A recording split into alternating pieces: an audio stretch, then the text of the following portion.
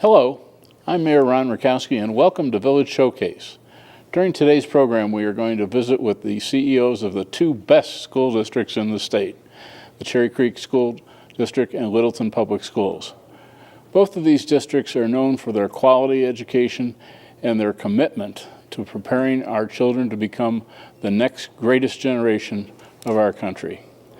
Gentlemen, would you go ahead and tell our viewers about yourself, a little bit of background? We'll start with Harry Bull, Superintendent of Cherry Creek Schools.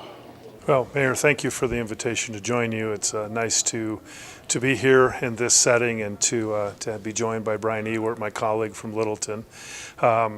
Grew up in the Colorado area, native, and lived here all my life. I moved into the Cherry Creek School District in 1984 as a teacher, and was a teacher, assistant and associate principal at high schools, became the principal of Grandview High School, moved to central office, was the executive director of high schools, the assistant superintendent of human resources, and moved into the superintendency. This is my third year.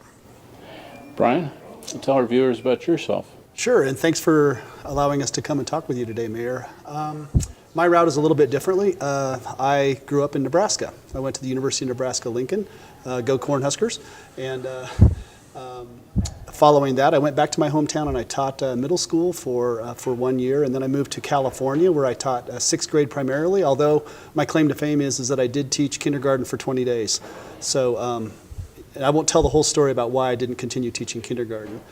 From that point, I got my master's degree at Cal State San Bernardino, and I was an administrator, principal, assistant principal in California. From there, I returned to Colorado and was a principal in Academy District 20 for 5 years. I had the opportunity to open up a brand new school in Douglas County and spent 10 years in Douglas County, both as a principal and a HR director, and had the opportunity to be the superintendent of Inglewood Schools for 5 years, from 2010 through 2015. And most recently, as of July 1st, I've been the superintendent of 2015. I've been the superintendent of Littleton Public Schools. Great. And Mayor, just to clarify, because I'm sure you'll edit this, they will edit out the Nebraska Go Huskers thing. Yes, I'm sure. Okay, thank you. I just wanted to make sure we captured that in the beginning. Absolutely. Gentlemen, if you could give us a general overview of each of your school districts in terms of the demographics. Harry? Well, the Cherry Creek School District is 108 square miles. We are, I always say to people, we're on the very far southeast side of Denver. So we have, let's see, 42 elementary schools, 10 middle schools. We have 6 comprehensive high schools and 1 alternative high school that's in Denver, so we have 7 high schools. Additionally, we have several programs to support our students. Demographics, we are 54% white and 46% students of color, and we have about 29% of our students that qualify for free and reduced lunch. I think it's important to provide some clarity around that, because while it's 29% district-wide, we do have parts of our district that are highly impacted with poverty and have some elementary schools that have free and reduced lunch as high as 89%. And we have a high school that has a free and reduced lunch rate of almost 60%, which at high school is pretty high, because typically there's an under-reporting. Right. Brian, what about demographics in Littleton? Similar to Cherry Creek, but we have some differences. Obviously, we're about 28 square miles. We serve about 15,500 kids. We have, starting at the elementary level, 13 regular neighborhood elementary schools, all of them being neighborhood schools of choice. Students can attend any school that they would like, as long as there's space availability. We have 4 comprehensive middle schools, 3 comprehensive high schools, a variety of alternative programming for kids that need that. We also have 2 outstanding charter schools, along with 2 preschool sites that just simply serve 3- and 4-year-olds, along with some preschool sites embedded within our neighborhood schools as well. Some of the challenges that Harry talked about that they're facing demographically are similar.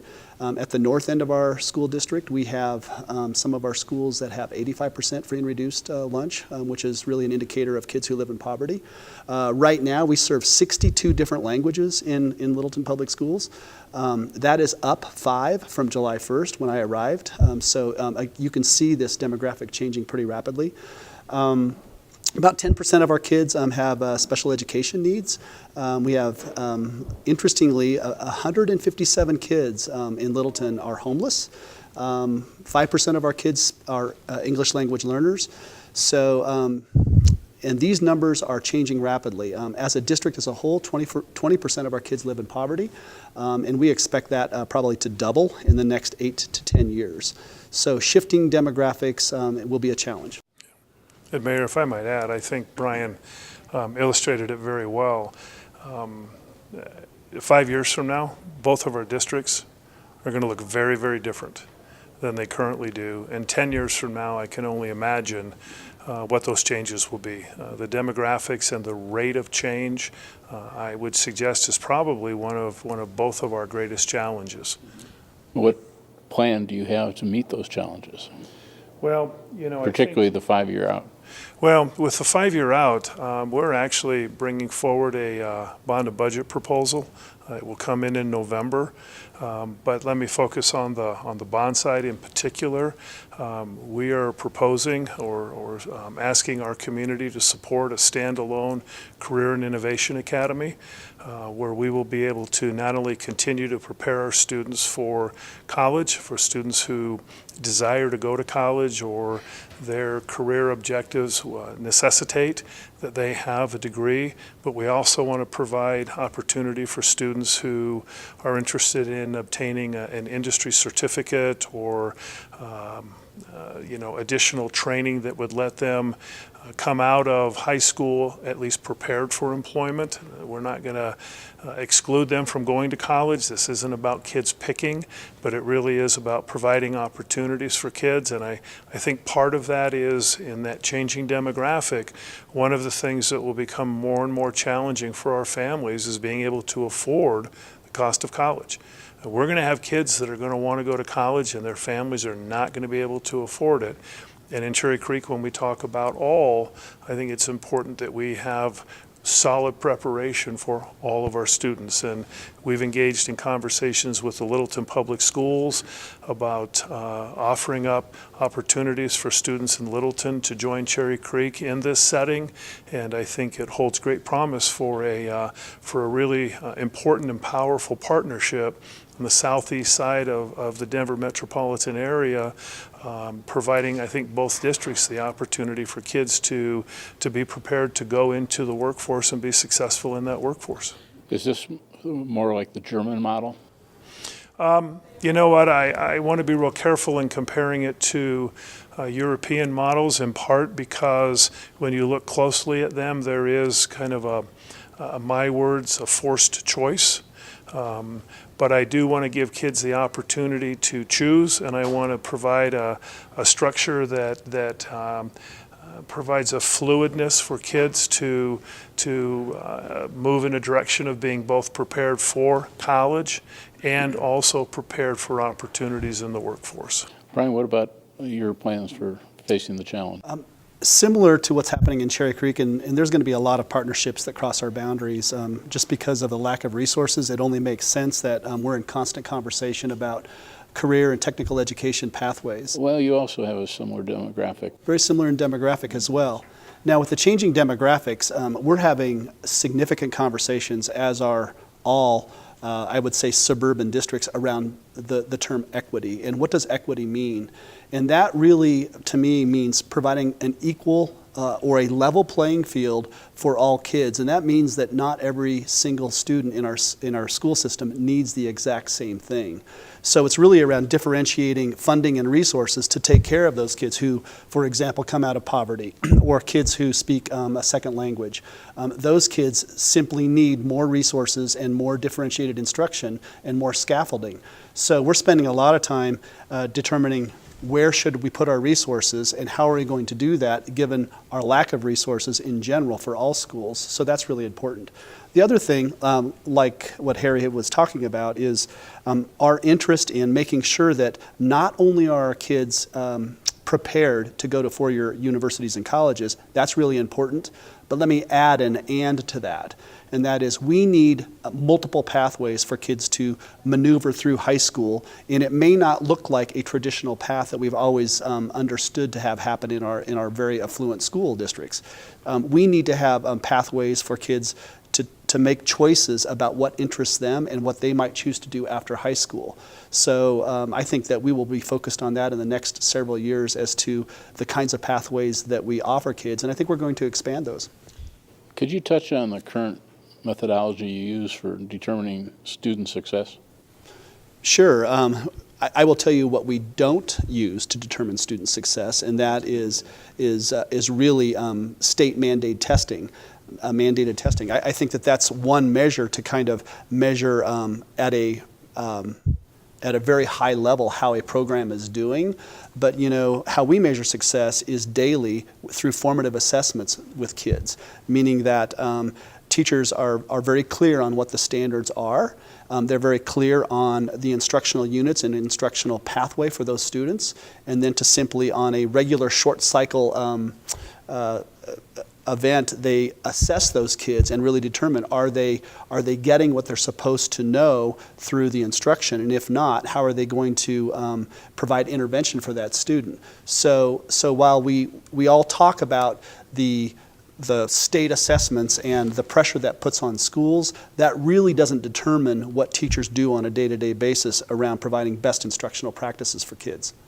Harry, could you comment on Cherry Creek's evaluations of student success? Well, I'm going to echo what Brian said. I mean, obviously there are external assessments. I'm going to include in those the state mandated assessments.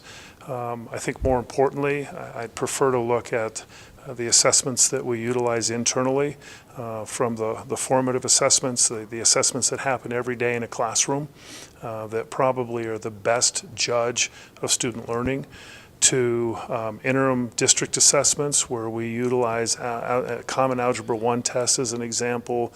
We use the Aspire program that ACT has developed for a 3 through 10 assessment of student performance that allows for an aligned system so that we're communicating consistently from 3rd grade to 10th grade. We are exploring the possibility of including for our students, both from an assessments perspective, but also the multiple pathways that Brian talked about towards graduation, where we would offer our students an ACT test that is different than the state mandated SAT, that we would maintain the ACT. We believe that, again, it'll demonstrate that our students are prepared for graduation. It could be a pathway, but it also lets us have that aligned model. What about, for both of you, graduation rates? How does that, from high school, how does that play in your evaluations of what you're doing? I'm sure, I know we both look at it. Graduation rates, I wish that we could have a different conversation about graduation rates, because everybody concludes that you count from your point of arrival as a freshman to your departure in 4 years. When you go back to our changing demographics, listen, not all of our kids are going to graduate from high school in 4 years. We have kids that are coming to us who can't speak English, and we're going to see more and more of our students in that. And so I wish what we could do is focus on graduation rates, but talk about, does the child graduate? And there's got to be a reasonable time frame. I don't want a 40-year-old sitting as a senior in high school. There might be a couple of issues there, right? Just a couple. But you know what? When you talk about a 4-year or a 5-year or maybe a 6-year, the question for me becomes, are we successful in preparing that child for what's next? And how many years does it take for them to be able to get to that level through the multiple pathways where they can graduate?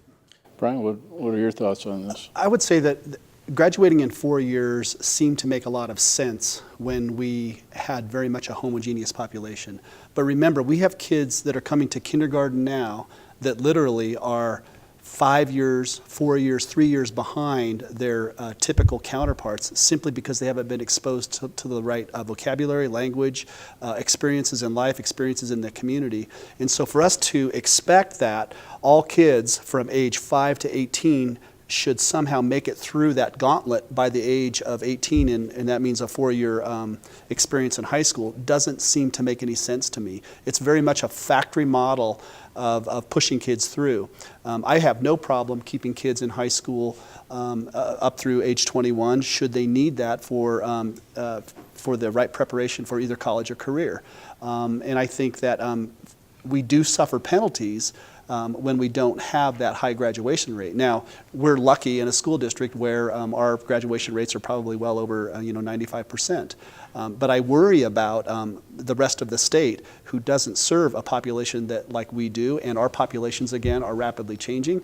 We need to take a look at the model and have a conversation, like Harry said, about why does this make sense given our changing demographics, and why would we be fearful of not allowing kids to stay for a 5th or a 6th year in high school if that's what they need to be prepared for college and career. Both of you have been teaching or supervising for a few years. Mm-hmm. I'd like you both to go back to the beginning and go forward and look at the technology that has impacted the way teachers teach and students learn from when you started. And that would be about the time that textbooks were actually published for Harry. I was going to say, I should probably start because the beginning of my time was when Brian wasn't even around, okay? It's an interesting question. I think back to when I started teaching. I began my teaching career at Aurora Central High School in 1980. We were still taking attendance with punch cards. If a student was absent, you'd pull the punch card out and you'd turn it in, and they'd run it through the system, and in the morning you'd go back and you'd pick the punch card up from your box, and then you'd put it back in alphabetically, and that's what you did. I mean, that was technology.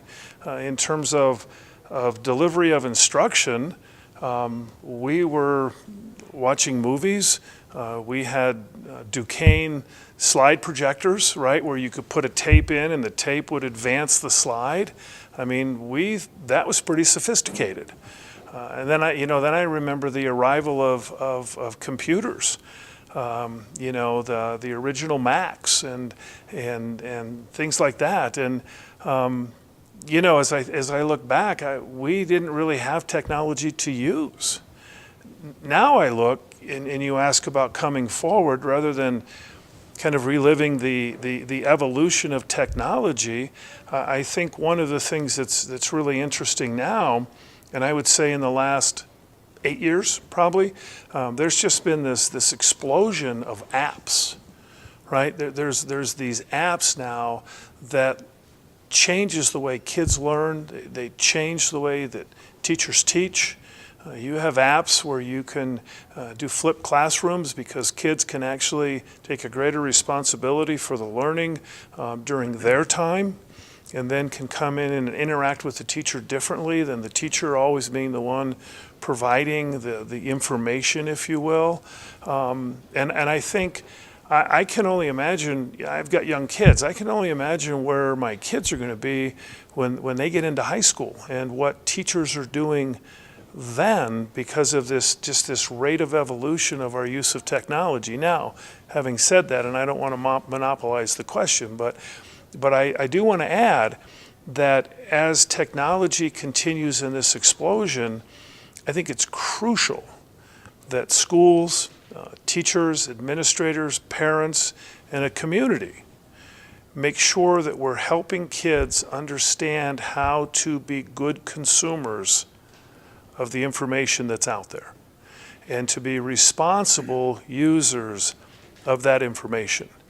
And unfortunately, I think there's examples that we can cite where the technology has gotten ahead of the learning in some instances of the law, and we've got kids who are making choices that I wish that they weren't making, but I don't think it's because we've really taught them enough about what technology, the doors that it's opening, and the perils that sit on the other side of those doors. So I think the future is bright, but boy, we as a community, we share a responsibility to make sure that we're helping kids understand what that freedom provides, or what that freedom necessitates. Brian, what about you? Well, I thought Harry was going to talk about the invention of the chalkboard, but he did not. I used to teach on a chalkboard, and to be very clear, you could tell the kids in my class because I would write from left to right downhill.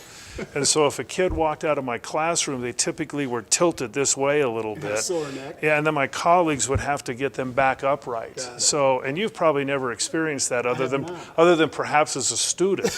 Maybe so. So I would say that when I first entered the profession of teaching, I actually taught a computer class. And it was all about, in my opinion, looking back, elitism, meaning that only those special gifted kids got to take the computer class and they had to qualify. And it wasn't about technology as a tool to some end, that technology actually was the end. And I think that is completely turned and flipped, and it's upside down now, in that we actually and should be using technology as a powerful instructional tool for kids. So I think that's one of the biggest differences that I've seen.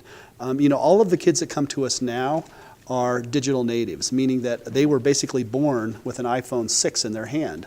And they have really the power, actually more power, more information than those that went up on the first shuttle back in the 80s in the palm of their hand. So to Harry's point, I think that we have to be diligent and to make sure that our kids know how to use that technology and to provide professional development for our teachers, how to use that technology appropriately.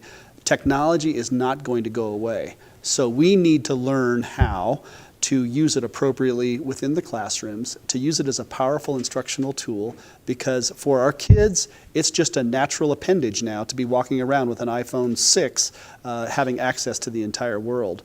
The other thing that I would say that technology has done that Harry didn't mention is it has had a significantly positive impact for those kids with special needs. We have kids that maybe are not verbal and now can be verbal through the use of applications on an iPad or even an iPhone. And that has been very, very powerful for us to see kids that may, 10 or 20 years ago would not have been able to access curriculum or would not be able to verbalize about their learning. And now through the use of technology that's relatively cheap, they can participate in a classroom like any other student. And I think that is one of the most powerful things that I've seen happen in the last 10 years. So I think it's exciting. I think that we have to be careful how we use it. We have to make sure that it's a tool for instruction and not just game playing.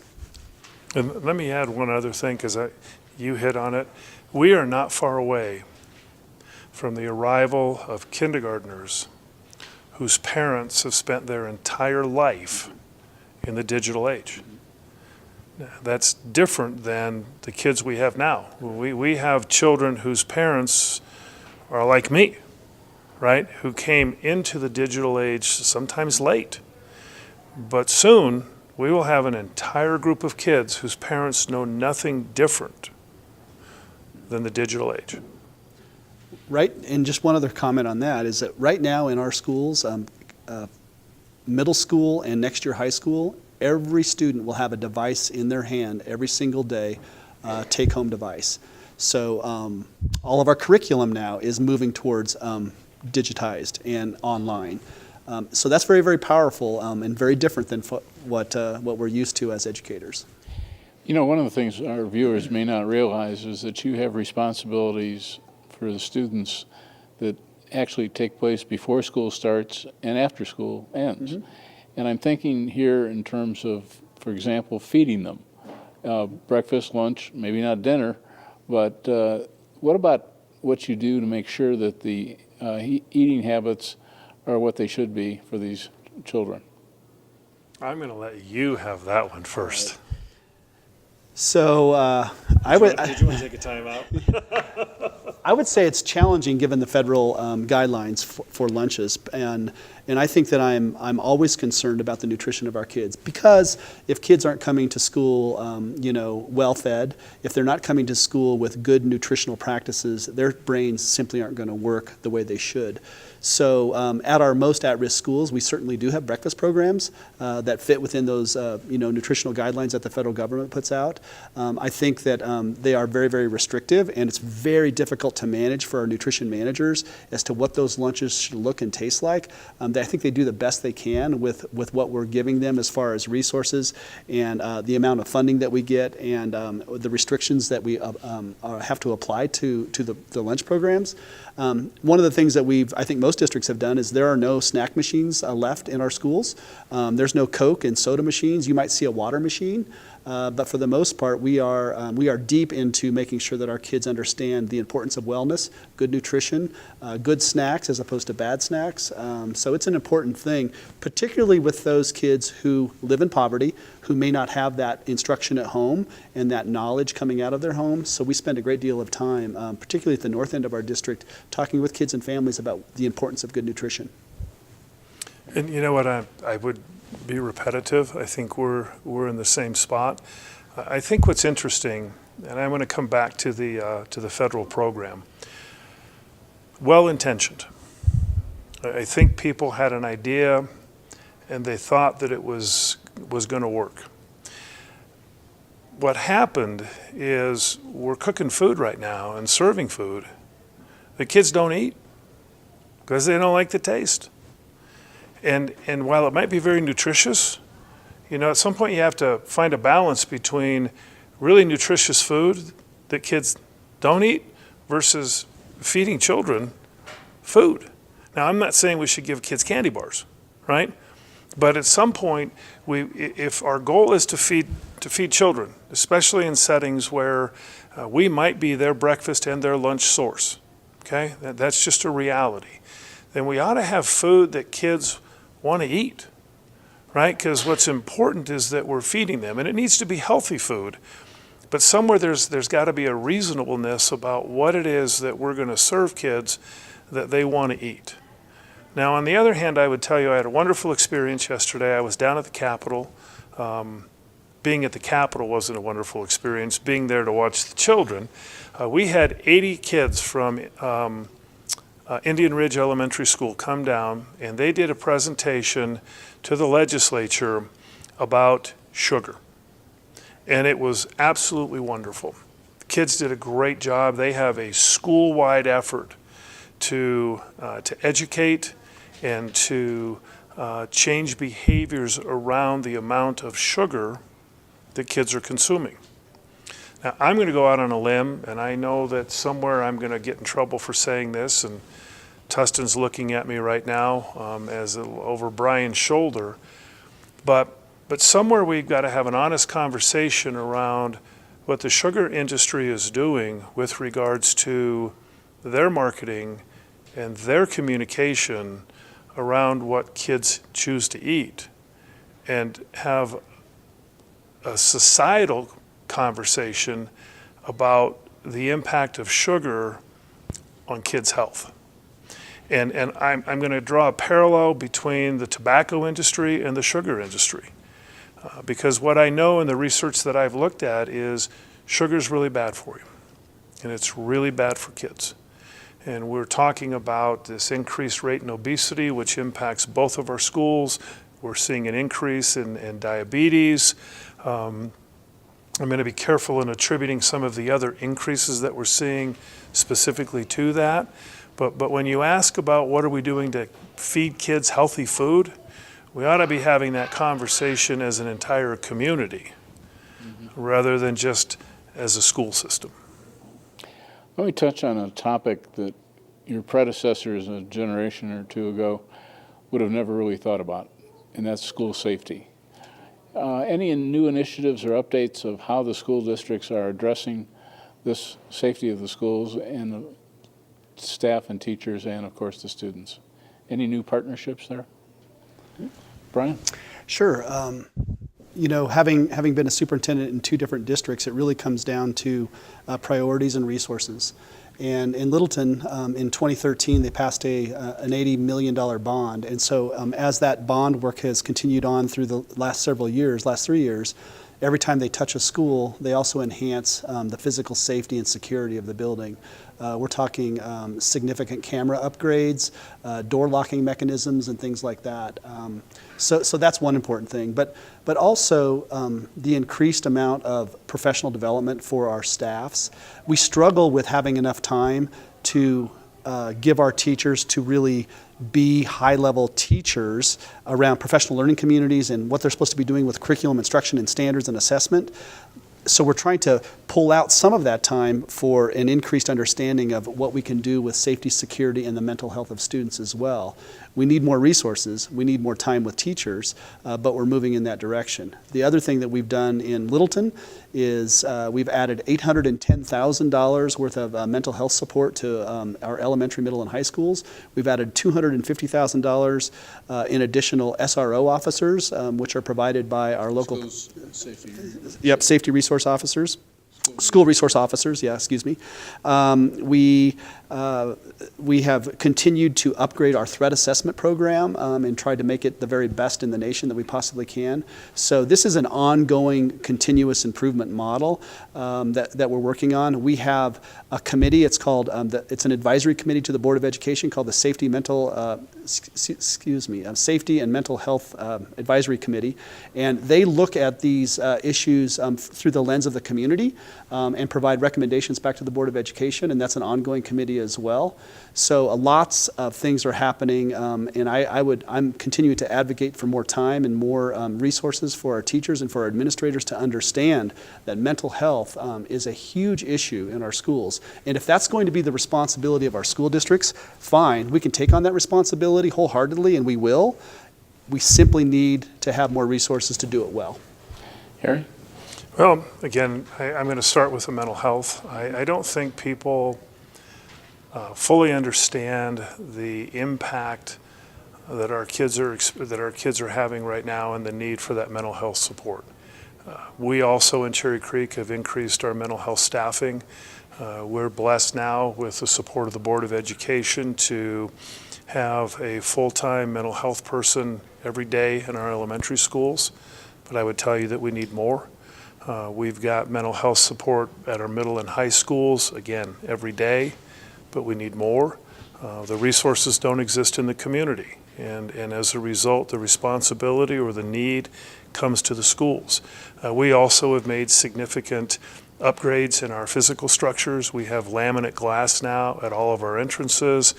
We've increased the amount of cameras, the number of cameras, and the quality of the cameras.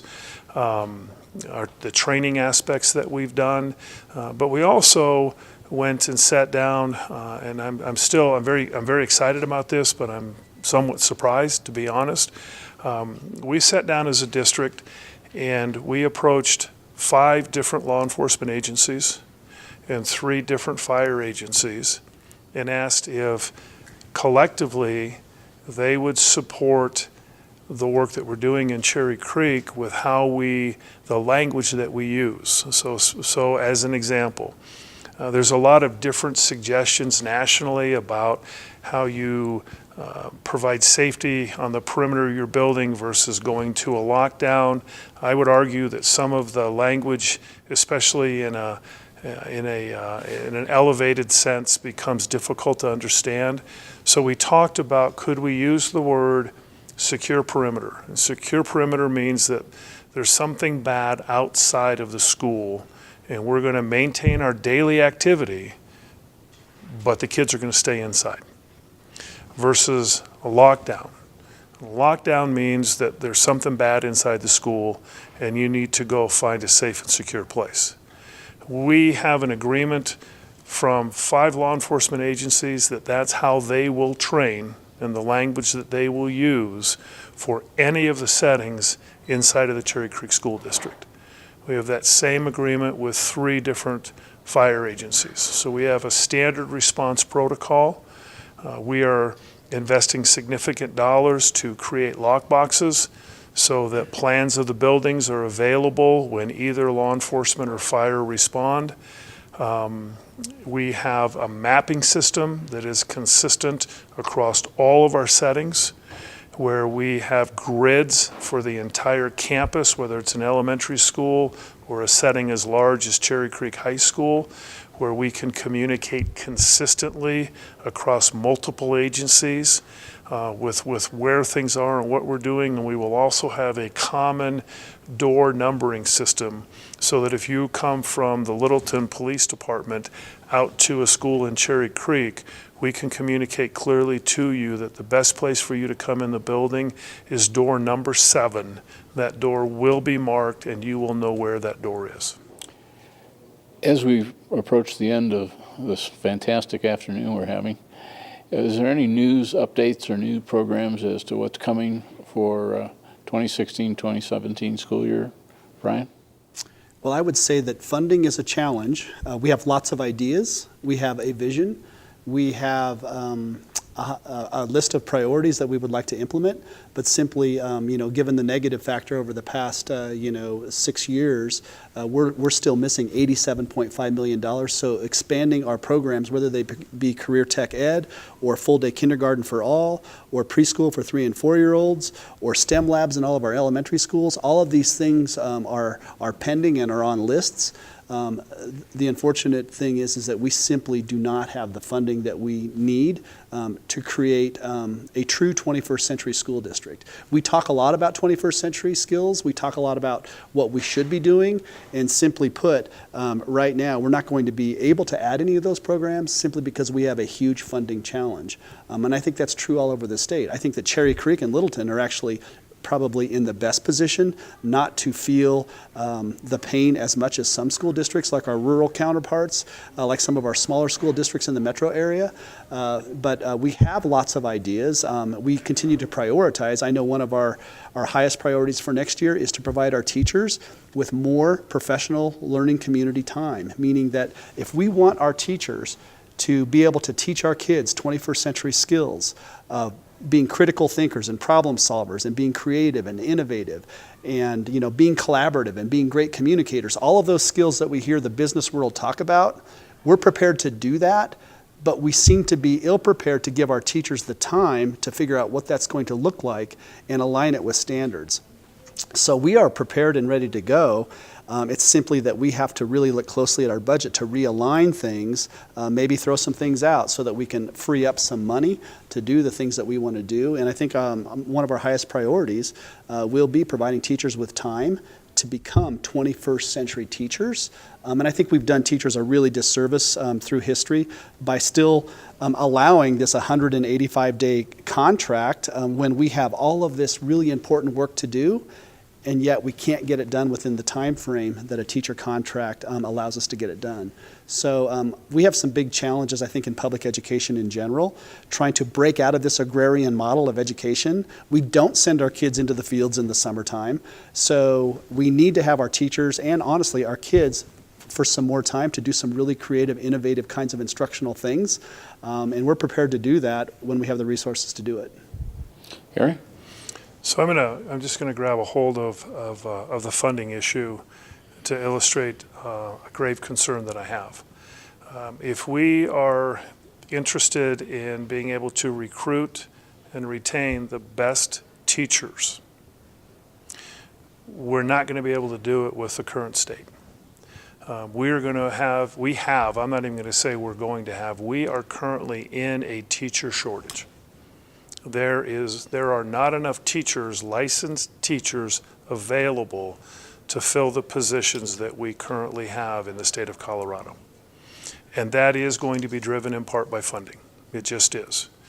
And if we can't address that and we can't get to the point where people recognize that teaching has become incredibly complex, more so than anybody remembers their teacher having to do, and we continue with the national dialogue around the perils of education, which I don't believe are true, we're not going to have young people want to be teachers.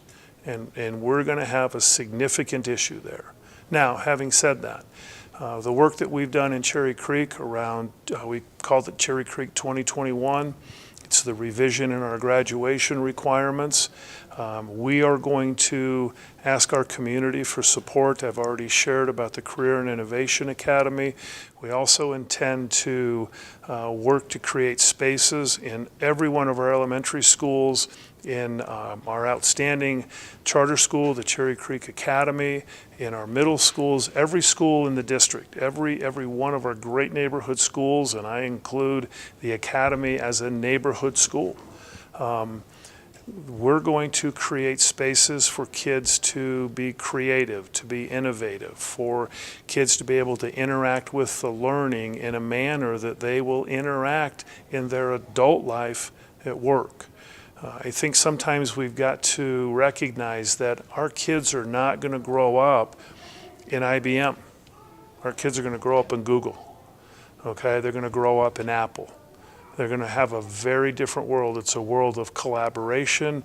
It's a world of creativity, of innovation, of being able to have a fluidness to how it is that you collect the people you're working with, the times that you work, what your tasks are. And we've got to create spaces different than classrooms where kids can learn how to do that and learn starting in kindergarten, so that by the time they are leaving, whether it's the Littleton Public Schools or the Cherry Creek School District, and moving on to either college or to a career opportunity, that they have those 21st century skills. And we've got to provide the staff development for our teachers to teach that, and we've got to provide the settings for our kids to be able to interact with learning in that manner. So when you talk about the exciting things, those are the things that get me excited. As we wind it up here, let me say I recently attended the foundation events of both districts, and they were quite not only educational, but I will also say entertaining. And you both have a possibility for second career in that regard. With that, I'm going to wrap it up here. A positive and successful learning environment is the result of excellent schools, strong community values, and a shared vision that leads towards every child achieving their goals. We are so privileged to have both the Cherry Creek School District and Littleton Public Schools serve the youth of Greenwood Village. We look forward to hearing about many more great things that these two school districts offer in the months and years ahead. We leave you today with a visit to a school in both Cherry Creek School District and Littleton Public Schools to see how two programs are making a difference in helping our youth to become prepared for the future. That's a wrap. I'm Mayor Ron Rakowski. Thank you for joining us here on GVTV 8.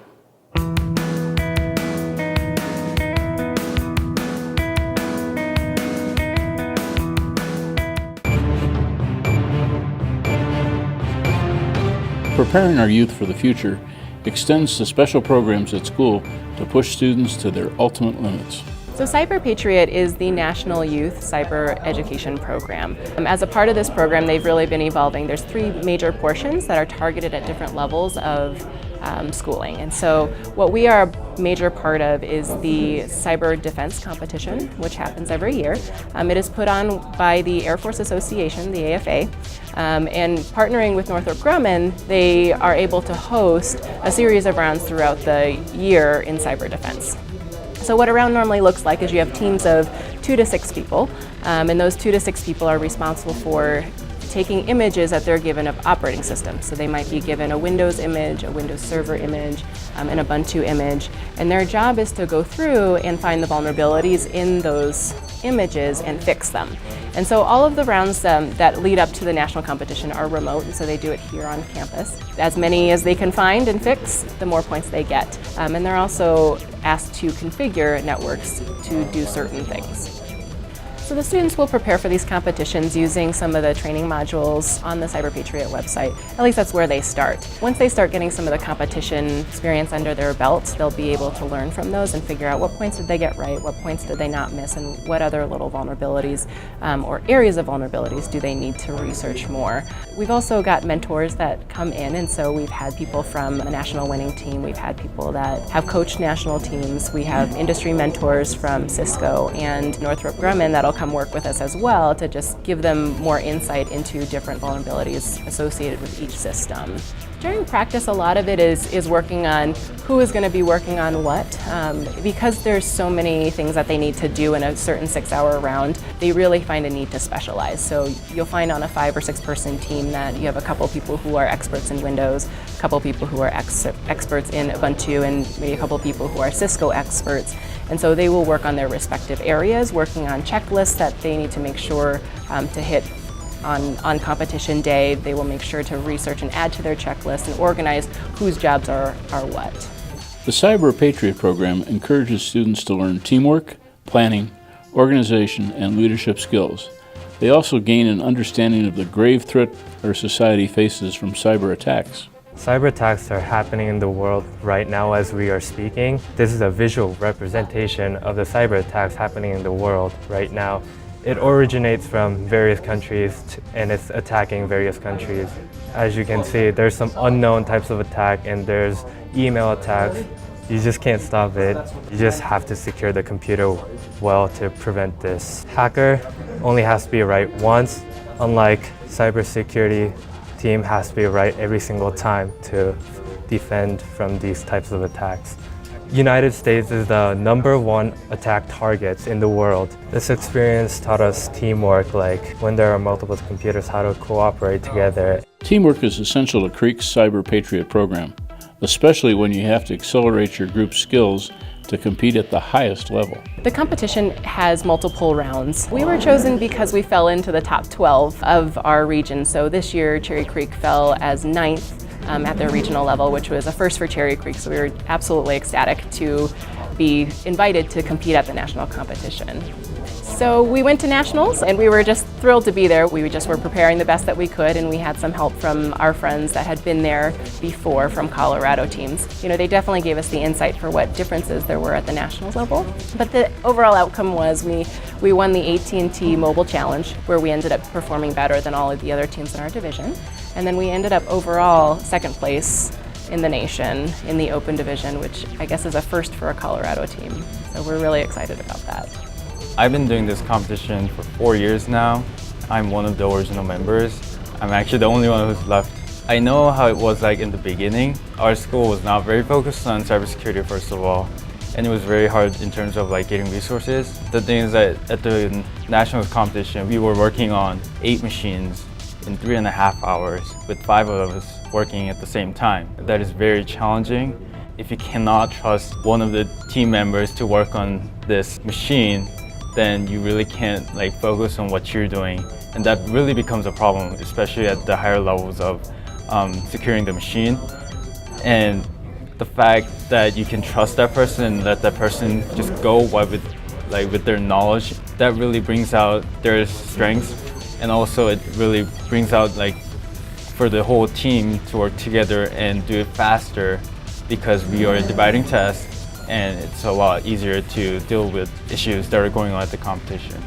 The Cyber Patriot program began in 2009 with a proof of concept competition among 6 high school Air Force JROTC teams and 1 Civil Air Patrol team. This year, the program involved nearly 3,300 teams vying to solve some of the world's greatest challenges and develop some of the brightest students to an exciting and lucrative career path. Cyber Patriot provides experience with which I can enter the cyber workforce and have something to hold up and say, you know, I've done this and I know how to do this, and you know, have something that I can base my future education and work on. I've learned a lot of basic system administration, a lot of basic configuration and all that. This really helps as a baseline so that I can learn more advanced topics and get into more complex situations. What I like most about the program is its applicability, how direct it is with teaching you. You don't learn from a textbook and you don't learn from a presentation. You learn through experience and actually performing the action. This building is the vision of the board members standing behind me and former Superintendent Scott Murphy. And these people up here need a huge round of applause for taking a risk with this community and really coming out to Runyon and saying that we can completely gut this building and do it for half the cost of a scrape. So congratulations and thank these people. I just want to thank everyone. You know, under the radar are people that help pass elections. And I am so proud to be part of a community that has never failed elections and have stepped up for Runyon Elementary. Well, yeah, you know, listen, they give us a lot of credit. It's really not us, it's the voters. As Scott said, you know, your largesse in this community for years and years has been greatly appreciated by us. It allows us to do the things that we need to do to keep us, you know, at the top of the heap. And we're just so very grateful, and we're delighted that it turned out the way it did. And so let's stop listening and go in and see it. Judy, is it time? It's time. Woo! Positive and supportive learning environments are key to students' academic, emotional, and social success in school. Unfortunately, positive learning environments don't just happen on their own. They must be created, in this case, rebuilt.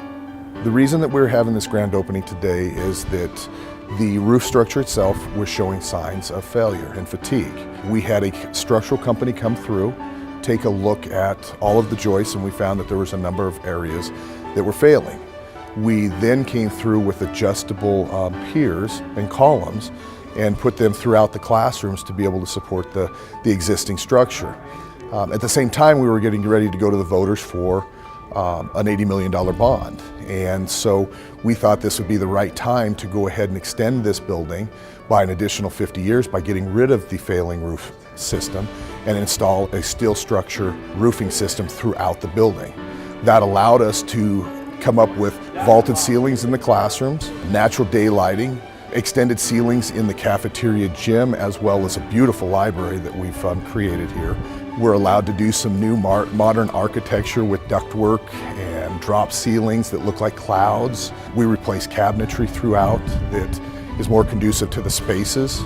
It's a gorgeous building. I mean, the outside looks great, but the inside's spectacular. Before making any of the necessary improvements to Runyon Elementary, being prudent concerning cost was the main goal for the project.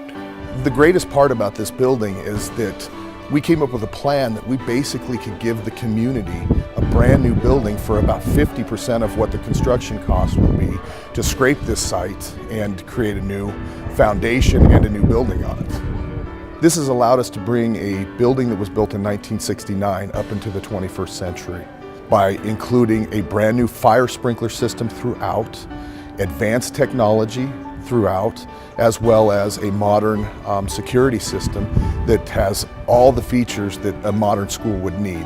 Interior cameras, exterior cameras, door sensors throughout the building. We feel that it's going to be an amazing start to a new year in 2016. Providing state-of-the-art learning spaces is essential for future learners. Keeping school buildings in good operating condition and modern to meet the needs of the 21st century student sometimes requires help from citizens. This building is the staple of our 2013 bond.